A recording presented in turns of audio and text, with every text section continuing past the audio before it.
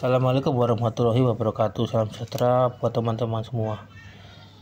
Sebelum saya mulai video ini, saya mau disclaimer dulu bahwa video ini atau tayangan ini bukan untuk usia 18 tahun ke bawah, untuk 18 tahun ke atas, dan juga bukan untuk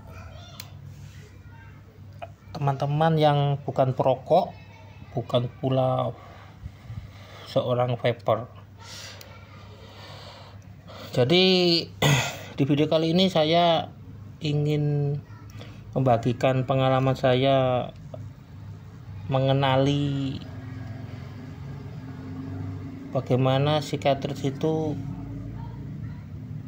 minta ganti atau minta di recoil ulang. Nah, tentu saja kalau teman-teman bilang cukup dilihat aja, kalau di tengah-tengah ini kalau sudah gosong gitu berarti tandanya minta ganti gitu. Ya kalau sudah gosong itu sudah telat gitu ya, saya bilang seperti itu, sudah telat banget gitu. Nah sebelum gosong ini, tentunya ada saat-saat dimana cartridge ini mengalami degradasi. Ini khusus buat pot ya, pot yang 30 watt maksimal dayanya. Kalau untuk pot-pot yang mungkin pakai RBA itu ya saya nggak tahu ya, karena RBA itu kan kawatnya besar ya, kelihatan ya, pasti lebih mudah ya dilihatnya. Oh ini sudah kosong, kapasnya minta ganti, udah besar, apalagi manual kan itunya, pasangnya itu saja itu mudah. Nah ini pakai cartridge pot ya, pot yang kecil-kecil yang daya maksimalnya cuma 30 watt, atau boleh dikatakan pot-pot yang dayanya cuma 10 watt ya boleh, karena ya sama aja seperti itu juga. Jadi ciri yang pertama itu adalah terjadinya spillback atau cairan liquid itu enggak vape gitu, enggak nguap gitu kan cirinya. Cara kerjanya ini kan kapas yang basah itu di dalamnya itu kan ada wire meshnya. Saat kapas basah itu kapas sudah basah, kemudian wire meshnya itu dinyalakan pakai listrik panas gitu ya, si kawat itu akan menguapkan cairan yang terserap oleh kapas ya, dan jadi uap ya. Uapnya itu kan yang kita hirup. Jadi spillback itu ada cairan yang nggak jadi uap dan masuk ke lidah kita gitu, ke mulut kita. Itu rasanya panas ya, nggak enak, panas itu, pahit, panas itu, benar-benar nggak nyaman itu. Nah spillback itu nggak serta-merta ada terus jadi hilang. Nah hilangnya itu kapan? Nah hilangnya itu saat teman-teman mengistirahatkan si device sekitar 3 menit gitu, teman-teman vape lagi, sedot lagi, maka rasa spillback itu akan hilang.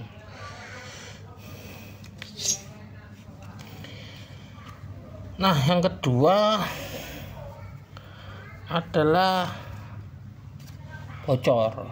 Jadi bocor ini bisa berbarengan dengan spillback. Jadi setelah adanya spillback juga ada bocor, tapi ada kalanya bocor itu belakangan setelah adanya spillback gitu ya, nggak tentu juga.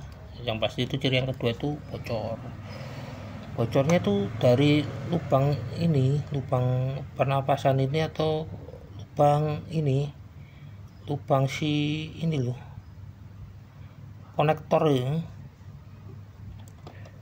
dari situ. Nah bocor di situ bisa diakali sebenarnya. Bocor seperti itu, rembes lah, bisa diakali dengan ketika teman-teman mengisi ulang si cartridge ini jangan terlalu penuh gitu ya toh.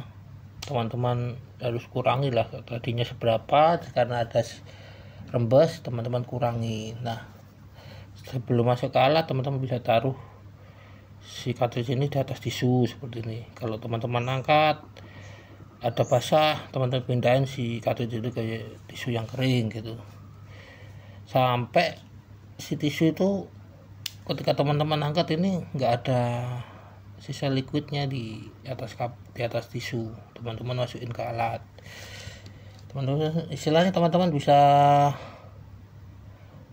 teman-teman bisa akalin lah.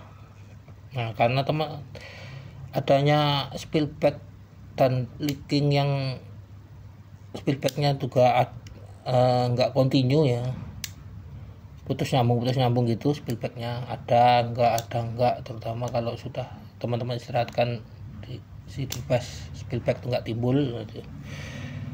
Teman-teman pasti pakai terus kan, karena rasanya juga masih enak. Yang ketiga ya ini rasanya hambar. Jadi rasa hambar. Jadi ketika tidak terjadi spill back misalkan, kalau terjadi spill back kan ada panas, ada dingin yang begitu kuat, atau rasa pahit dan manis yang begitu kuat di lidah, tapi panas gitu ya, panas di lidah. Nah, ketika spill back itu nggak ada, teman-teman sedot rasanya hambar. Nah, ada beberapa channel yang bilang itu vape tong ya bisa juga sih vape tong. Jadi teman-teman kalau sudah melakukan gosok gigi gitu ya, atau gosok lidah gitu ya, atau teman-teman istirahat 2 hari gitu, masih hambar ya, itu cartridge-nya minta ganti. Kalau teman-teman terusin ya, misalkan terusin, karena tiba-tiba si cartridge itu enak lagi setelah teman-teman gosok gigi, gosok lidah gitu, istirahat itu enak lagi, wah senang kan.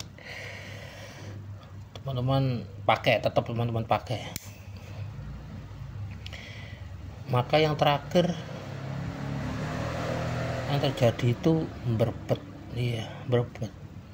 Jadi ketika teman-teman sedot itu vape-nya keluar nggak itu disertai dengan indikator animasi ini, mati hidup. Ini kan Oxpa Slim Pro 2 ya. Ketika kita vape atau kita sedot ada animasinya kan, lampunya yang RGB itu gerak-gerak, atau ada angin topan, itu animasi angin topan atau apalah, dan juga animasi kembang api. Nah, animasi itu hidup mati. Seakan-akan si device itu bermasalah. Karena pernah terjadi bocor ya toh, dan teman-teman mungkin takut device-nya bermasalah karena si cartridge itu sempat rembes gitu ya toh. Teman-teman masih khawatir, wah ini gara-gara rembes yang kemarin gitu ya. Tapi ya jangan disimpulkan dulu. Kalau teman-teman punya device yang seperti ini kan pasti ada kartu cadangannya ya. Coba teman-teman isi kartu cadangannya dengan liquid, terus kemudian teman-teman pasang, kemudian teman-teman vaping. Kalau itu normal ya, si device itu enggak, animasinya itu enggak hidup mati ketika teman-teman sedot atau ketika teman-teman vaping, maka bisa dipastikan si cartridge lah yang bermasalah kan gitu ya. Nah, kalau sudah seperti itu sebenarnya si cartridge bukan si cartridge ya, wire mesh dalam cartridge itu sudah kosong gitu ya. Kalau kosong itu kan biasanya kapasnya tok kosong, karena cartridge-nya di dalam kita nggak kelihatan, ini kapasnya tok kosong gitu, nggak tahu toh kita. Kalau sudah terjadi putus nyambung itu saya pastikan si kawat itu sudah kosong gitu ya. Jadi kosongnya si kawat itu atau wire mesh itu mengakibatkan arus listrik itu kan tidak terhantar dengan baik ya, bahkan putus, yang mengakibatkan arus listrik dari positif nggak bisa ngalir ke negatif ya toh, dan akhirnya si animasi ini pun hidup mati gitu. karena koilnya putus nyambung gitu.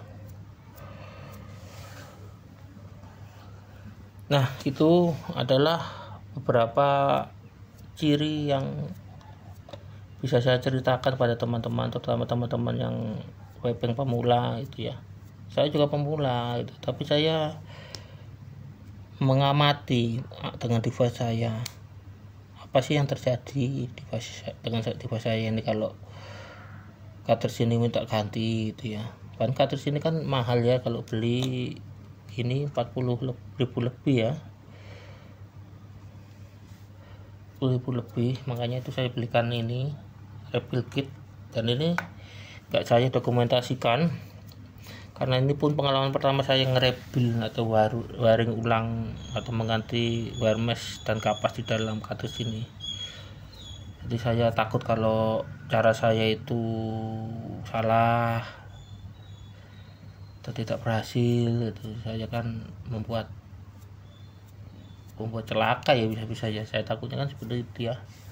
Tapi alhamdulillah ini sukses saya rebuild. Jadi ini cartridge lama saya yang saya rebuild, saya ganti wire meshnya sama kapasnya, dan alhamdulillah nggak bocor. Jadi sudah saya taruh di atas kapas ini, nggak ada bekas kering ya, nggak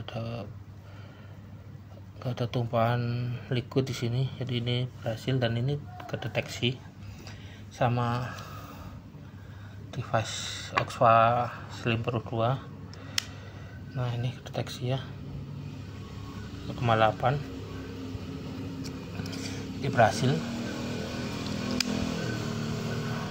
yang saya lakukan berhasil, ini 0,6. Jadi seperti itu ya. Semoga video ini bermanfaat. Terima kasih buat teman-teman yang sudah subscribe.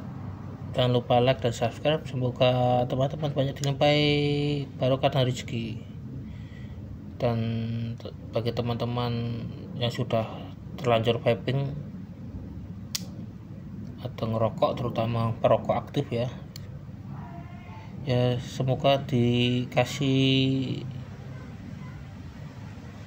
anugerah akhirnya berhenti. Wabillahi taufiq wal hidayah. Wassalamualaikum warahmatullahi wabarakatuh.